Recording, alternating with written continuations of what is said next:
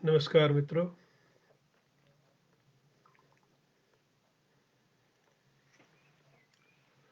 आपका स्वागत है जन सुलभ पुस्तकालय के मंच पर।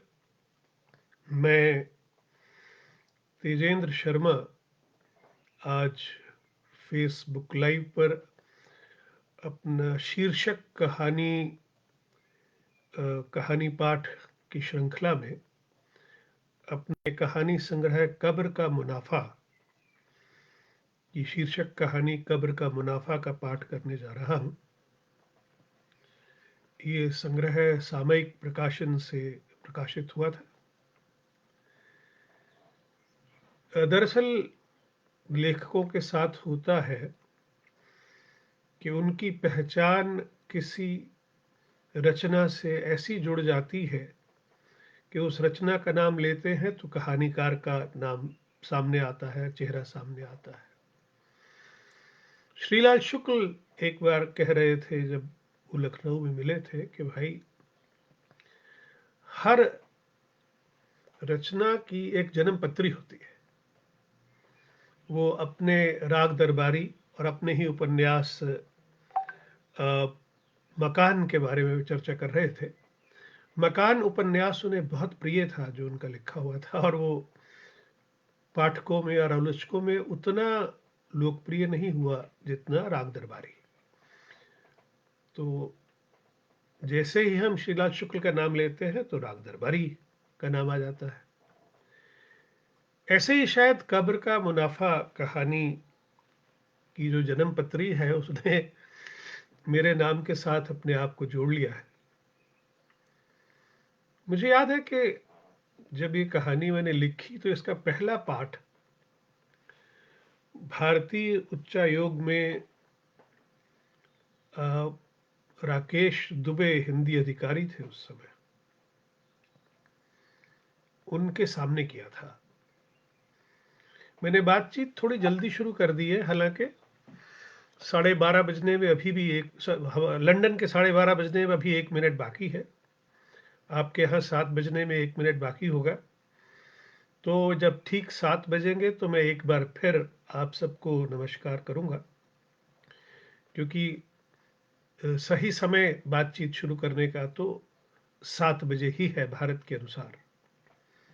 तो अब 7 बजे है और मैं आपको एक बार फिर से नमस्कार करता हूँ। कहानी जिसका मैं पाठ करने जा रहा हूँ उसका नाम है कब्र का मुनाफा। तो मैं कह रहा था कि हर रचना की एक जन्म पत्री होती है। तो इसका जो पहला पाठ मैंने किया वो भारतीय उच्चायोग लंदन में किया। मेरे पास वरिष्ठ लेखिका उषा राजे सक्सेना बैठी थी और उनके साथ उनके पति KBL सक्सेना थे और राकेश दुबे। इन लोगों ने जब कहानी पाठ सुना तो राकेश दुबे का रिएक्शन ये था कि तेजेंद्र जी, कहानी तो अच्छी है मगर देह की कीमत वाली बात नहीं है। और उषा राजे सक्सेना का कहना था कि तेजेंद्र जी, आपसे एक ऐसी कहानी लिखी गई है जो आपके नाम को एक स्थायी दर्जा हिंदी साहित्य में दिलवाएगा। अब थोड़ी सी बात है कि कहानी मेरे सामने, मेरे दिमाग में आई कैसे। दरअसल हमारी कथा यूके की जो संरक्षक हैं ज़किया ज़ुबेरी जी, वो और उनके पति एक पार्टी में इकट्ठे थे। तो लोगों ने उनसे पूछा कि ज़ुबेरी साहब, आप ज़किया जी को इस जन्मदिन पे क्या देने वाले हैं। तो उन्होंने बहुत क्रिप्टिक सा रिमार्क दिया। उन्होंने कहा, बात यह है कि जो इनको हमने गिफ्ट पिछली बार दिया था उसका तो इन्होंने इस्तेमाल नहीं किया। तो लोगों ने पूछा, क्या गिफ्ट दिया था आपने। तो बहुत मुस्कुरा के बोले, हमने इनको कब्र गिफ्ट की थी। तो जब मुझे ये बात पता चली तो मुझे बड़ी हैरानी हुई कि ब्रिटेन में कब्र भी गिफ्ट की जाती है। तो मेरे अंदर के लेखक को एक नए किस्म की सामग्री दिखाई दी। तो ज़किया जी ने जब मुझे ये बताई बात, तो मुझे इस तरह से इस बात ने असर किया कि मैंने उसे चेक करना शुरू किया कि क्या यहाँ पे ये रिवाज है। तो ज़किया जी ने बात-बात में कहा कि ये जितने अमीर बैंकर हैं, ये एक ही जगह अपने आप को और अपने परिवार को दफन करने के प्लान बना रहे हैं। तो मैं उस कारपेंटर्स पार्क की सिमेट्री में गया, उसको देखा, बड़ी खूबसूरत थी। फिर मैंने कुछ वहाँ की स्कीम्स के बारे में पढ़ा, और फिर एक बार जब मैं अंडरग्राउंड से यात्रा कर रहा था, तो मैंने देखा कि वहाँ कुछ लीफलेट्स रखे हुए थे लाश के मेकअप के। तो मुझे वो लीफलेट अपनी कहानी के लिए बहुत माकूल लगा। मुझे लगा कि भाई, ये एक ऐसा लीफलेट है जो मेरी कहानी में बहुत काम आएगा। उसमें जो कुछ लिखा हुआ था, वो मेरी आंखें फटी की फटी रह गई। तो मैंने ऐसी कई कहानियां पढ़ रखी थी जो बाजारवाद पर नारेबाजी वाली कहानियां होती थी। मुझे लगा कि ये एक ऐसी कहानी बन सकती है जिसमें हम बाजारवाद का नाम न लें, मगर पाठक जब कहानी को पढ़ने और सुनने के बाद अपना मन टटोले, तो उसे लगे कि भाई, सच में बाजारवाद ने तो अब मौत को भी नहीं बख्शा। अब अगर मौत को नहीं बख्शा, तो बाजारवाद ने मौत को किस तरह से इन्फ्लुएंस किया, वो इस कहानी में लाना बहुत जरूरी था। तो मैंने ज़किया जी को बताया नहीं कि मैं इस विषय पे कहानी लिख रहा हूं। मैं चुप करके कहानी लिखता रहा, और जब मैंने ज़किया जी को ये कहानी सुनाई, तो जाहिर है कि वो इसमें अपने आप को भी पहचान पा रही थी, अपने पति को भी पहचान पा रही थी। लेकिन मैंने इसमें बहुत से और कैरेक्टर्स जोड़े। मैंने ज़किया जी के सर्कल के ही लोगों को खोजा,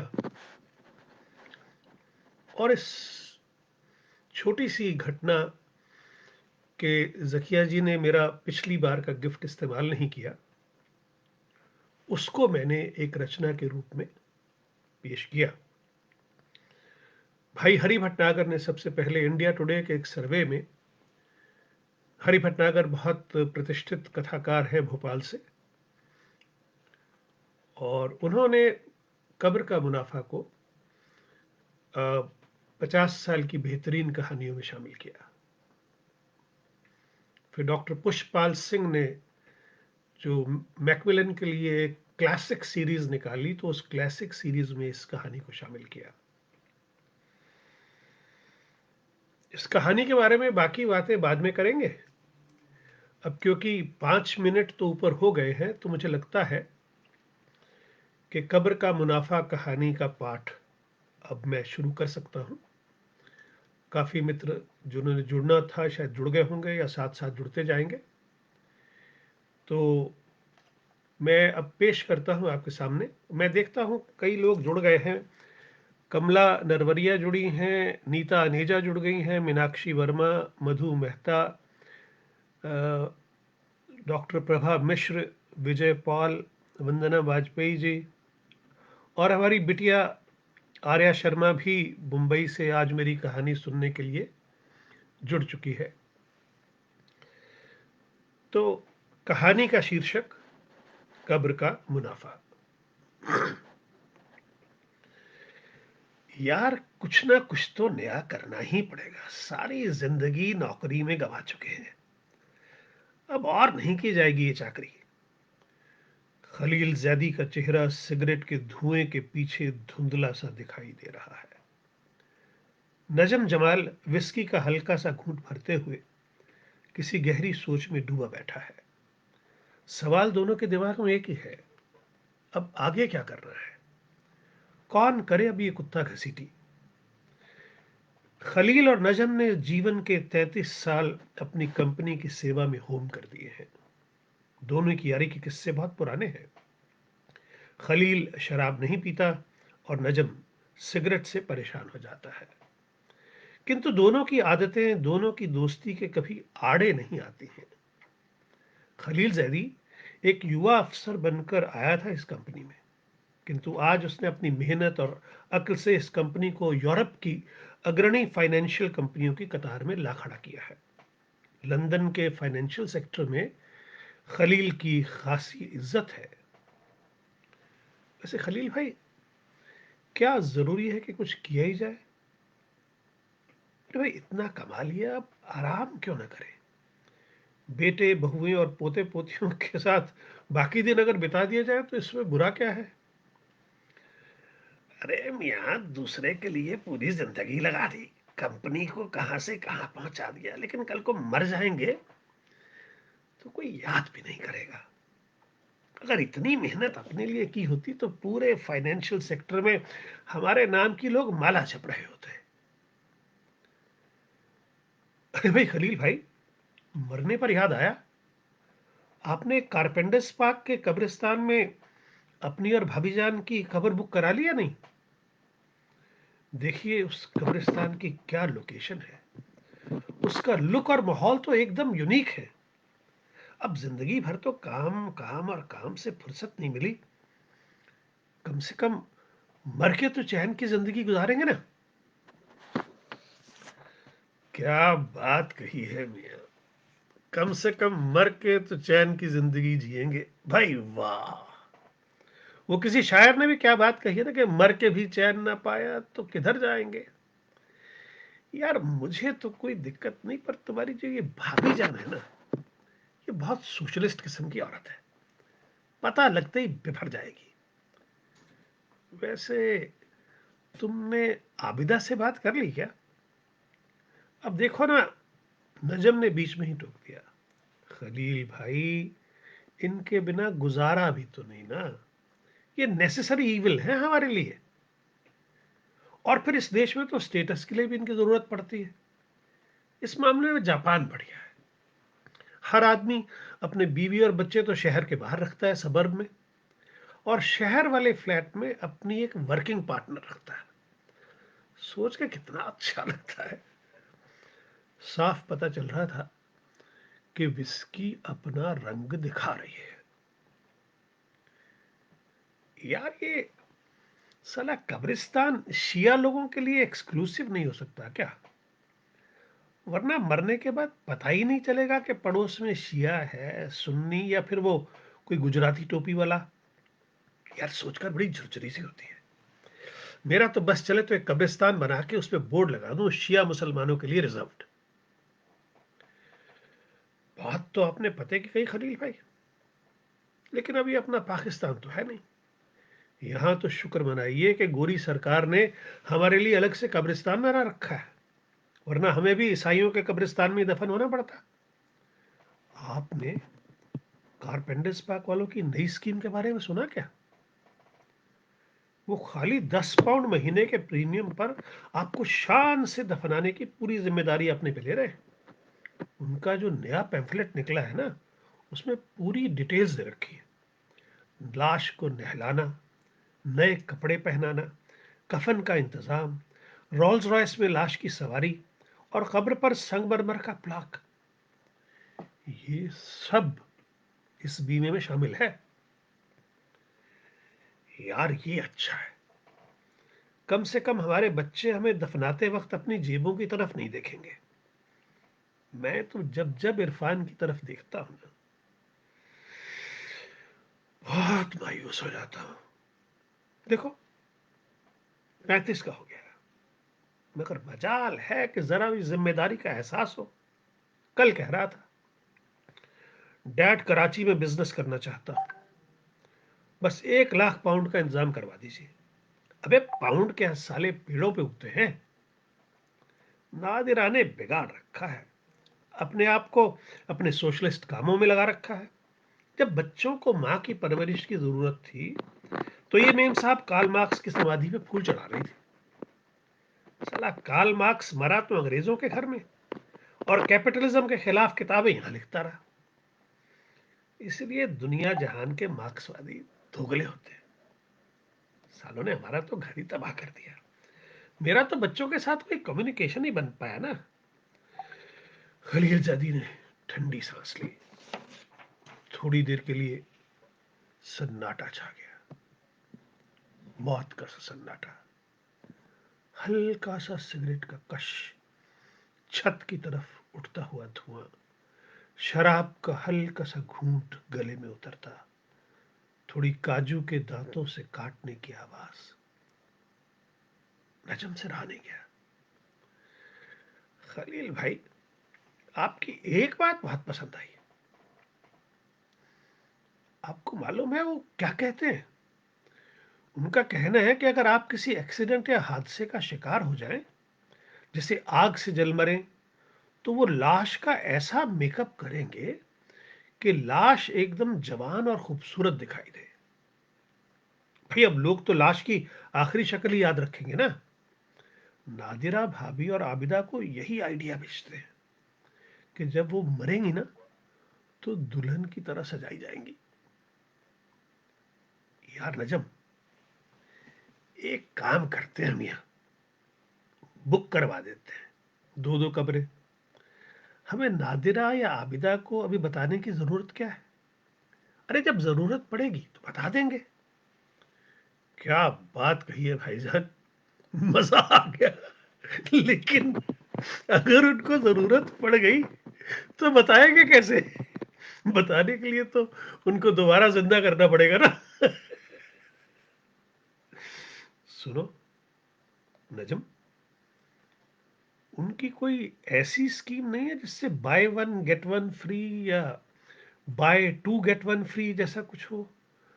अगर ऐसा हो जाए तो हम अपने बेटों को भी इस स्कीम में शामिल कर सकते हैं। अल्लाह ने हम दोनों को एक एक बेटा ही तो दिया है। भाईजान, अगर भाभी, नादरा भाभी ने सुन लिया तो वो खट से कहेंगी, क्यों जी, हमारी बेटियों का क्या कसूर है? यार तुम भी डरावनी बातें करने से बाज नहीं आओगे। मालूम है, वो तो समीरा की शादी सुन्नियों में करने को तैयार हो गई थी। कमाल की बात यह है कि उसे शिया सुन्नी आगा खानी बोरी सभी एक जैसे लगते हैं। कहती है सभी मुसलमान हैं और अल्लाह के बंदे हैं। यार उसकी इंडिया वाली पढ़ाई अभी तक उसके दिमाग से निकली नहीं। भाई भाईजान, अब इंडिया की पढ़ाई इतनी भी खराब नहीं होती। पढ़े तो मैं और आबिदा भी वही हैं। दरअसल मैं तो गोवा में कुछ काम करने के बारे में सोच भी रहा हूँ। वहां अगर कोई टूरिस्ट रिजॉर्ट खोल लूं तो मजा आ जाएगा। भाईजान सच कहूं, मुझे तो आज भी मेरठ ही अपना घर लगता है। 40 साल हो गए हिंदुस्तान छोड़े, लेकिन लाहौर अभी तक अपना नहीं लगता। ये जो मुहाजिर का ठप्पा चेहरे पे लगा है ना, उससे लगता है कि हम लाहौर में ठीक वैसे ही हैं जैसे हिंदुस्तान में अछूत।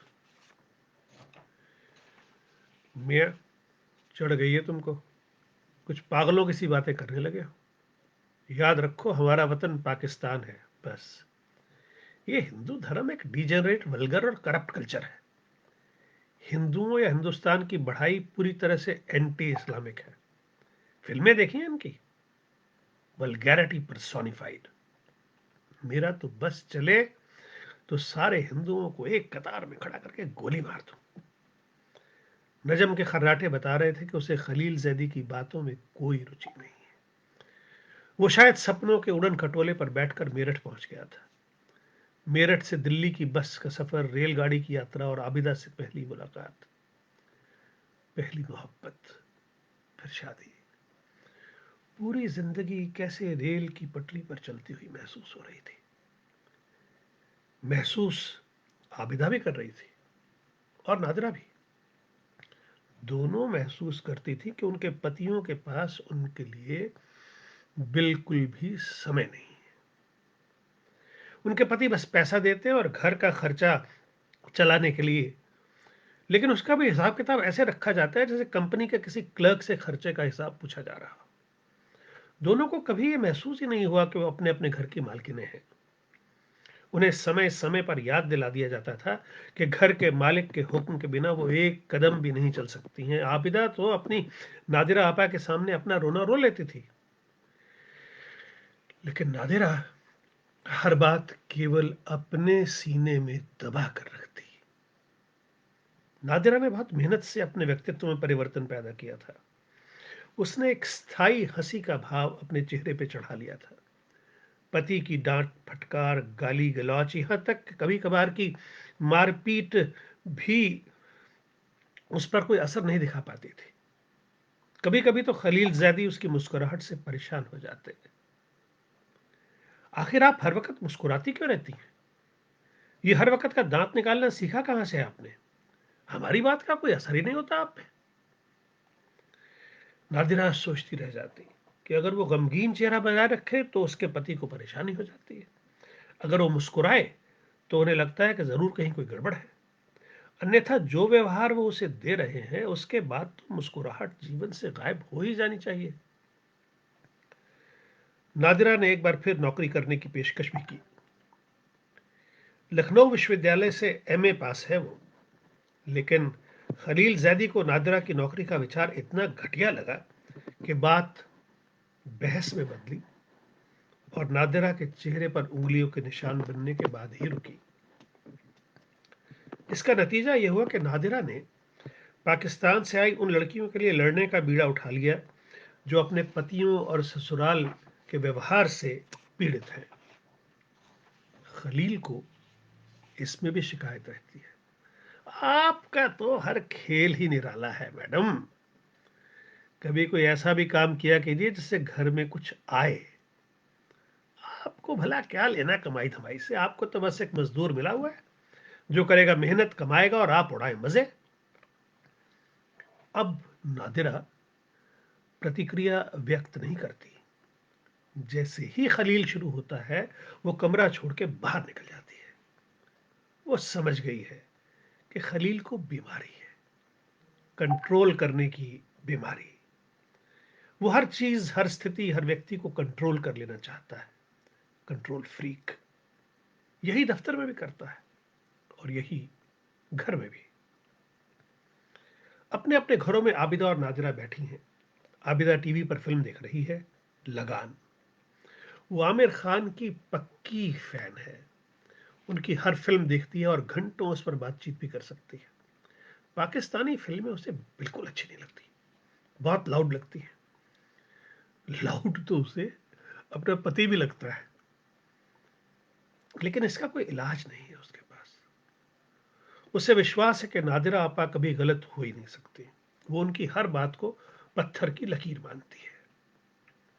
लकीर तो नादिरा ने भी लगा ली है अपने और खलील के बीच। अब वो खलील के किसी काम में दखल नहीं देती। लेकिन खलील की समस्या यह है कि नादिरा दिन ब दिन खुद मुख्तार होती जा रही है। जब से खलील जैदी ने घर का सारा खर्च अपने हाथ में लिया है तब से वो घर का सौदा सुलभ भी नहीं लाती है। खलील कुड़ता रहता है, लेकिन समझ नहीं पाता कि नादिरा के अहम को तोड़े कैसे। नादिरा खलील के एजेंडे से पूरी तरह वाकिफ है। जानती है कि जमींदार खून बर्दाश्त नहीं कर सकता कि उसकी रियाया उसके सामने सिर उठाकर बात करे। परवेज अहमद के हुए घर में हुए बारबेक्यू में तो बदतमीजी की हद कर दी थी। बात चल निकली थी प्रजातंत्र पर कि पाकिस्तान में तो छद्म डेमोक्रेसी है। परवेज स्वयं इसी विचारधारा का व्यक्ति है। उस पर नादिरा ने कहीं भारत को विश्व का सबसे बड़ा प्रजातंत्र कह दिया। खलील का पारा चढ़ गया। रहने दीजिए, रहने दीजिए, भला आप क्या समझेंगी? बस यही कहकर एकदम चुप हो गया। नादिरा ने स्थिति को समझने में गलती कर दी और कहती गई, परवेज भाई, मैं क्या गलत कह रही हूं? भारत का प्रधानमंत्री सिख, वहां का राष्ट्रपति मुसलमान और कांग्रेस की मुखिया ईसाई। क्या दुनिया के किसी भी और देश में ऐसा हो सकता है? फट पड़ा था खलील। आप तो बस हिंदू हो गई हैं।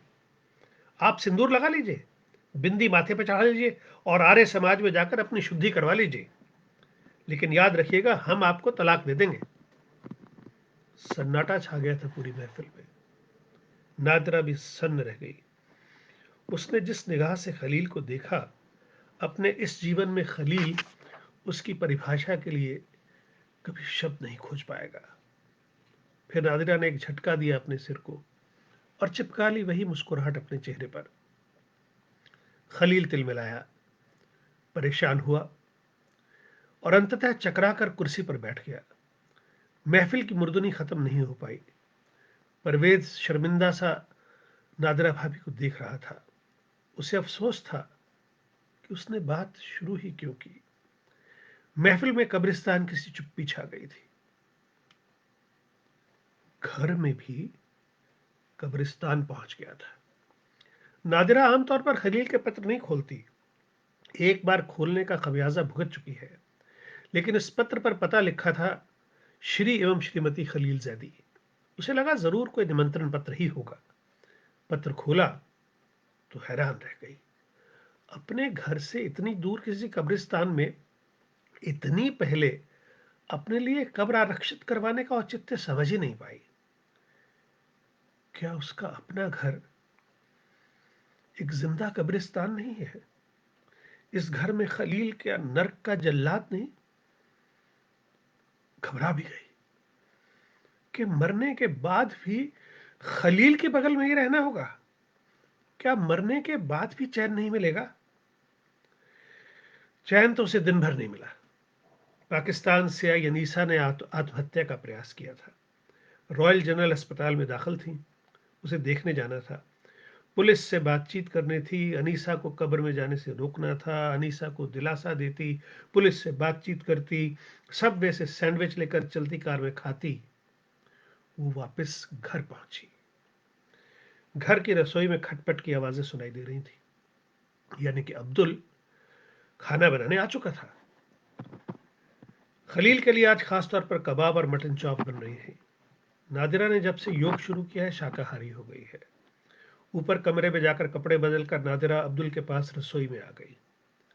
अब्दुल की खासियत है, जब तक उससे कुछ पूछा ना जाए वो चुपचाप काम करता रहता है। बस हल्की से मुस्कुराहट उसके व्यक्तित्व का एक हिस्सा है। आज भी काम किया जा रहा है।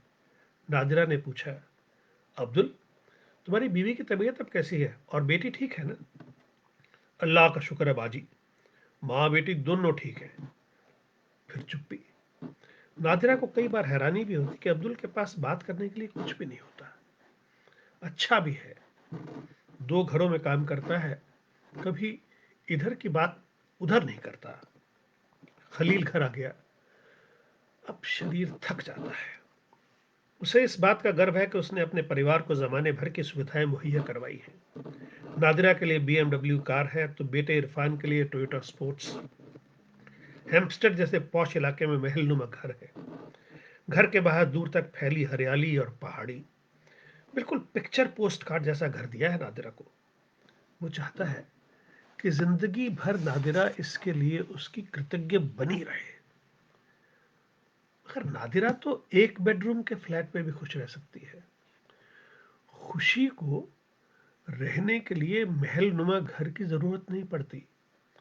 7 बेडरूम का घर अगर एक मकबरे का आभास दे तो खुशी को घर के भीतर घुसने का साहस भी नहीं कर पाएगी। दरवाजे के बाहर ही खड़ी रह जाएगी। भाई, एक बार लाश रोल्स रॉयस में रखी गई तो हैम्पस्टेड क्या और कारपेंटर्स पार्क क्या, ये कब्रिस्तान जरा पॉश किस्म का है। फाइनेंशियल सेक्टर के हमारे ज्यादातर लोगों ने वहीं दफन होने का फैसला किया है। कम से कम मरने के बाद अपने स्टेटस के लोगों के साथ रहेंगे ना। खलील, आप जिंदगी भर तो इंसान को पैसों से तोलते रहे, क्या मरने के बाद भी आप नहीं बदलेंगे? मरने के बाद तो शरीर मिट्टी है ना। फिर उस मिट्टी का नाम चाहे अब्दुल हो, नादिरा या फिर खलील। भाई देखो नादिरा, अब तुम शुरू मत हो जाना। तुम अपना समाजवाद रखो अपने पास, मैं उसमें दखल नहीं देता और तुम मेरे काम में दखल मत दो। भाई मैं इंतजाम कर रहा हूं कि हम दोनों के मरने के बाद हमारे बच्चों पर हमें दफनाने का कोई बोझ ना पड़े। सब काम बाहर बाहर से ही हो जाए। आप बेशक करिए इंतजाम, लेकिन उस इंतजाम में भी बुर्जुआ सोच क्यों? हमारे इलाके में तो कब्रिस्तान है, हम हो जाएंगे वहां दफन। मरने के बाद क्या फर्क पड़ता है कि हम कहाँ हैं?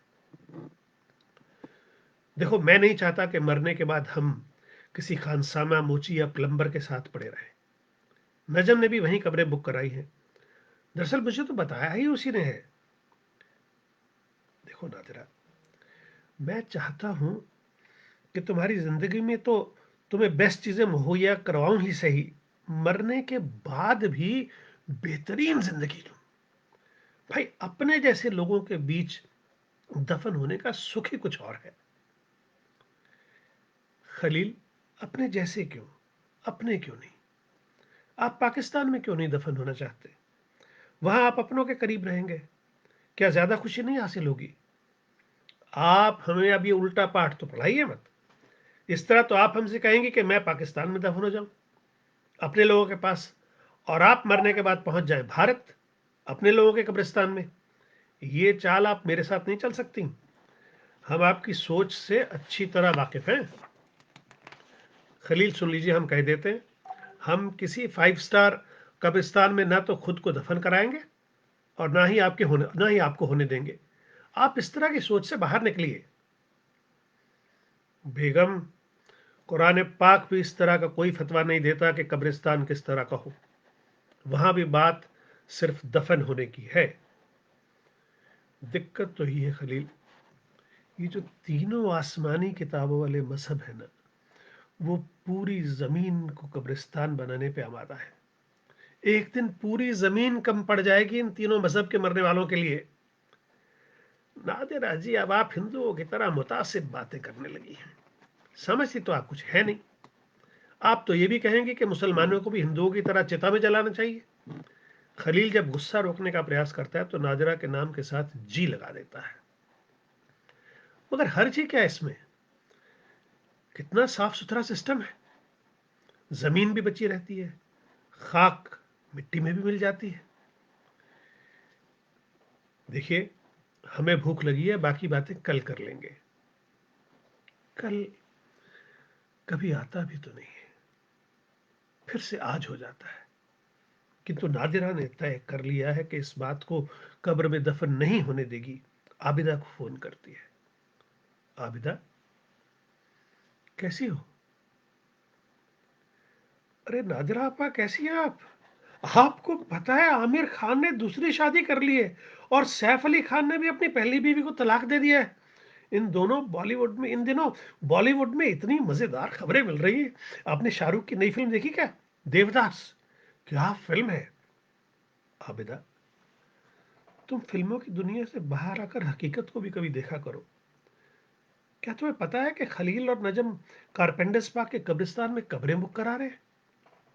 आपा, हमें क्या फर्क पड़ता है, एक के बदले चार चार बुक करें और मरने के बाद चारों में रहें।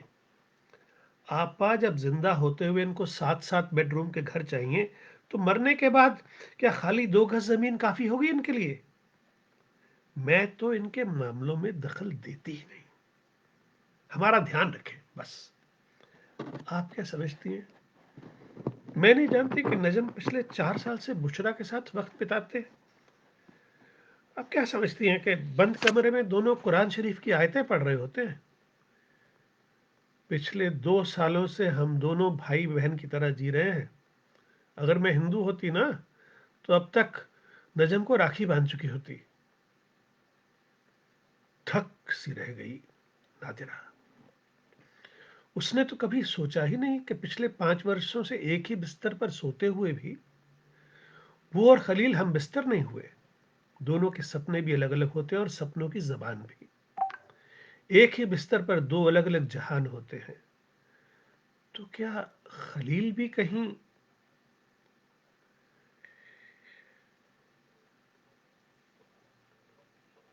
वैसे उसे भी क्या फर्क पड़ता है। आबिदा, मैं जाति रिश्तों की बात नहीं कर रही, मैं तो समाज को लेकर परेशान हूं। क्या ये ठीक है जो ये दोनों कर रहे हैं? आपा, मुझे तो कोई फर्क नहीं पड़ता, मेरे लिए ये बातें सब बेकार की हैं। अरे, जब मर ही गए तो क्या फर्क पड़ता है कि मिट्टी कहां दफन हुई? इस बात को लेके मैं अपना आज क्यों खराब करूं? मगर हां, एक बात कह देती हूं कि अगर नजम मुझसे पहले मर गए तो मैं उनको दुनिया के सबसे गरीब कब्रिस्तान में ले जाके दफन करूंगी और कब्र पर कोई कुतबा तक नहीं लगवाऊंगी, गुमनाम कब्र होगी उसकी। और अगर मैं पहले मर गई तो फिर बचा ही क्या? ठीक कहा आपने ना कि बचा ही क्या। आज जिंदा है तो भी क्या बचा है? साल भर बीत जाने के बाद भी क्या कर पाई है नादिरा? आदमी दोनों जिंदा है लेकिन कब्रें आरक्षित है दोनों के लिए। खलील और नजम आज भी इसी सोच में डूबे हैं कि नया धंधा क्या शुरू किया जाए। कब्रें आरक्षित करने के बाद वो दोनों इस विषय को भूल ही गए थे, लेकिन कारपेंटर स्टाफ उनको नहीं भूला है। आज फिर एक चिट्ठी आई है। मुद्रास्फीति के साथ साथ मासिक किश्त में पैसे बढ़ाने की चिट्ठी ने नादिरे का खून फिर से खौला दिया है। खलील और नजम आज ड्राइंग रूम में योजना बना रहे हैं। पूरे लंदन में एक नजम ही है जो खलील के घर शराब पी सकता है और एक खलील है जो नजम के घर सिगरेट पी सकता है, लेकिन दोनों अपना अपना नशा खुद साथ लाते हैं। खलील भाई, देखिए मैं पाकिस्तान में तो कोई धंधा करूंगा नहीं। एक तो आबिदा वहां जाएगी नहीं, दूसरे अब तो बुशरा का भी सोचना पड़ता है, और तीसरा ये कि अपना तो साला पूरा मुल्क ही करप्शन से भरा हुआ है। इतनी रिश्वत देनी पड़ती है कि दिल करता है सामने वाले को 4 जूते लगाऊं। ऊपर से नीचे तक सब करप्ट। अगर हम दोनों को मिलकर कोई काम शुरू करना है तो ये इंग्लैंड में रह के करना होगा, वरना आप कराची और हम गोवा। मैं तो आजकल सपनों में भी वहीं गोवा में रहता हूँ। क्या जगह है खलील भाई, क्या लोग हैं, कितना सेफ फील करता है आदमी वहां। मियाँ, एक तो तुमको चढ़ बहुत जल्दी जाती है, अभी तय कुछ हुआ नहीं, तुम्हारे अंदर का हिंदुस्तानी लगा चहकने। तुम साले हिंदुस्तानी लोग कभी सुधर नहीं सकते। अंदर से तुम सब के सब मुतासिब होते हो, चाहे मजहब तुम्हारा कोई भी हो, तुम्हारा कुछ नहीं हो सकता। अरे तो भाई फिर आप ही कुछ सोचिए ना, आप तो बहुत ब्रॉड माइंडेड हैं। अरे वही तो कर रहा हूं। देखो एक बात सुनो। नादिरा भुनभुनाती हुई ड्राइंग रूम में दाखिल होती है। खलील, मैंने आपसे कितनी बार कहा है कि ये कब्रें कैंसिल करवा दीजिए। अब मेरी इतनी छोटी सी बात आप नहीं मान सकते? अरे भाभी, आपको खलील ने बताया नहीं कि उनकी स्कीम की खास बात क्या है? उनका कहना है कि अगर आप किसी एक्सीडेंट या हादसे का शिकार हो जाएं, जैसे आग से जल मरे, तो वो लाश का ऐसा मेकअप कर देंगे कि लाश एकदम जवान और खूबसूरत दिखाई दे। अब आप ही सोचिए, ऐसी कौन सी खातून है जो मरने के बाद खूबसूरत और जवान ना दिखना चाहेगी? आप तो हमसे बात भी ना करें नजम भाई, आपने ही ये कीड़ा इनके दिमाग में डाला है, हम आपको तो कभी माफ करेंगे नहीं। खलील, आप अभी का अभी फोन करते हैं नहीं, वरना मैं खुद ही कब्रिस्तान को फोन करके कब्रें करती हूँ कैंसिल। यार तुम समझती नहीं हो नादिरा। अरे कैंसिलेशन चार्ज लगेंगे अलग, क्यों नुकसान करवाती हो? तो ठीक है, मैं खुद ही फोन करती हूँ और पता करती हूँ कि आपका कितना नुकसान हो गया, उसकी भरपाई मैं खुद ही कर दूंगी। नादिरा गुस्से में नंबर मिला रही है। सिगरेट का धुआं कमरे में एक डरावना सा माहौल पैदा कर रहा है। शराब की महक रही सही कसर भी पूरी कर रही है। फोन लग गया है। नादिरा अपना रेफरेंस नंबर देकर बात कर रही है। खलील और नजम परेशान और बेबस से लग रहे हैं। नादिरा थैंक्स कहकर फोन रख देती है। लीजिए खलील, अरे हमने तो पता भी कर लिया है और कैंसिलेशन का ऑर्डर भी दे दिया है। पता है उन्होंने क्या कहा? उनका कहना है कि आपने 350 पाउंड एक कब्र के लिए जमा करवाए, यानी कि 2 कब्रों के लिए 700 पाउंड, और अब इन्फ्लेशन की वजह से उन कब्रों की कीमत हो गई है 1100 पाउंड, यानी कि आपको हुआ है कुल 400 पाउंड का फायदा। खलील ने कहा, क्या 400 पाउंड का फायदा बस साल भर में? उसने नजम की तरफ देखा। नजम की आंखों में भी ठीक वही चमक थी। दोनों को नया धंधा मिल गया था। तो मित्रों, ये नया धंधा जो है, ये कब्र का मुनाफा है, जो आज का बाजारवाद हमारे इन चरित्रों को ऑफर कर रहा है। इस कहानी का पहला पाठ तो मैंने आपको बताया कि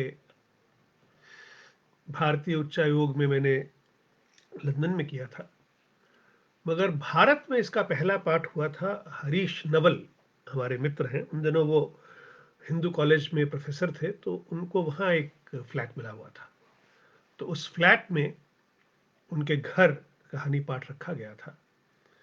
एक मजेदार बात हुई कि जो राकेश दुबे का रिएक्शन था, जो टिप्पणी थी, वही टिप्पणी प्रेम जन्मेजय, हरीश नवल और भाई अनिल शर्मा की थी कि कहानी तो अच्छी है, मगर ये देह की कीमत जैसी नहीं। वहां मेरे पुराने प्राध्यापक प्रताप सहगल सर भी आए हुए थे। वो हिंदी पढ़ाया करते थे दिल्ली कॉलेज में, जहां से मैंने बी ऑनर्स इंग्लिश किया था। उन्होंने घोषणा की कि ये कहानी हिंदी की एक महत्वपूर्ण कहानी है और ये कहानी तेजेंद्र को बहुत नाम देगी। और फिर उन्होंने उस कहानी को पूरी तरह से सबको एक्सप्लेन किया।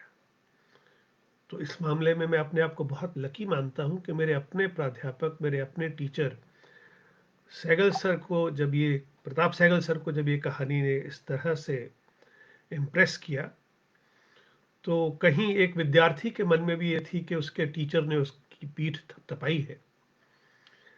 सहगल सर की मिसेज जी वहाँ पे थी, भाभी जी शशि सहगल जी, उनको भी कहानी बहुत पसंद आई थी। फिर हमारे एक मित्र हैं अजित राय, जो पत्रकार हैं, और दूसरी हमारी बहुत प्रिय लेखिका भी हैं और पत्रकार भी हैं, गीता श्री। इन दोनों को ये कहानी इतनी अच्छी लगी कि इन्होंने इस कहानी का पाठ आईसीसीआर नहीं, आईआईसी, इंडिया इंटरनेशनल सेंटर में रखवाया। और वहां जो लोग आए थे, मंच पर थे अशोक वाजपेयी, राजेंद्र यादव, तेजेंद्र शर्मा, और सामने ऑडियंस में जो लोग बैठे थे, उनको देख के मुझे खुद लग रहा था कि मैं इनके सामने मंच पे कैसे बैठ सकता हूं, क्योंकि ऑडियंस में थी चित्रा मुदगल, ऑडियंस में थे अशोक चक्रधर, ऑडियंस में थे असगर वजाहत, नासिरा शर्मा, मतलब who is who, Subhash Nirav भी थे, और मतलब हिंदी साहित्य से जुड़े हुए तमाम लोग थे, पत्रकारिता जगत से, और वो हॉल ठसाठस भरा हुआ था। रूप सिंह चंदेल भी थे, मुझे याद है। अ, और कुंवर नारायण ऑडियंस में थे। आप सोचिए कितनी बड़ी बात है कि ये लोग एक ऐसे लेखक की कहानी सुनने के लिए बैठे थे जो लंदन से वहां कहानी पाठ करने गया था। और इसका पूरा श्रेय अजित राय और गीता श्री की जोड़ी को है, जिन्होंने उस कहानी पाठ के लिए इन लोगों को जोड़ा। और नामवर सिंह जी उस दिन हवाई जहाज से दिल्ली वापस आए थे कहीं से, लेकिन उनकी फ्लाइट लेट हो गई। जब तक वो फ्लाइट लैंड की, तब तक हमारा कार्यक्रम खत्म हो गया था। लेकिन मुझे अशोक वाजपेयी जी की टिप्पणी अब तक याद है। उन्होंने कहा, कहानी पाठ एक कल्चरल उत्सव हो सकता है, सांस्कृतिक उत्सव हो सकता है, ये मुझे आज पहली बार पता चला। तेजेंद्र शर्मा पन्ने पे पन्ने पलटते जा रहे थे और हम सब के दिल एक एक पन्ने के एक एक संवाद के साथ धड़कते जा रहे थे। और कहानी पाठ के लिए राजेंद्र यादव ने बहुत स्नेह दिया। उसके बाद इसका पाठ एक बार मृदुला टंडन जी ने आईआईसी में दोबारा रखवाया, तो ये कहानी चर्चा में आती चली गई। इस कहानी पर बहुत से आलोचनात्मक लेख लिखे गए, और जब कहीं इस कहानी का जिक्र होता है तो मित्रों की तरफ से आंखों में मैं पाता हूं कि वो बहुत प्रशंसा कर रहे हैं। तो आज मैंने ये कहानी आपके साथ साझा की, आपके सामने पढ़ी। मुझे उम्मीद है कि आप सबको पसंद आई होगी। और अब अगली कहानी जो पढ़ी जाएगी, वो मेरे ख्याल से मेरा अगला कहानी संग्रह है दीवार में रास्ता। तो शायद वही कहानी होगी, मगर उसकी सूचना आपको अर्पण भी देंगे, और मैं भी। मैं अर्पण को और जन सुलभ मंच को और आप सारे मित्रों को जिन्होंने कब्र का मुनाफा कहानी आज सुनी, उनको बहुत धन्यवाद देना चाहूँगा। और बहुत अच्छा लग रहा है कि मेरी बेटी ने भी आज मेरा कहानी पाठ सुना, तो मैं उससे तो पूछूंगा फ़ोन करके बाद में कि उसे कैसा लगा। बहुत बहुत धन्यवाद। आप सब दोबारा मिलिएगा, और आज इकट्ठे होने के लिए आपका शुक्रिया। और अगली कहानी दीवार में रास्ता कुछ दिनों के बाद। धन्यवाद।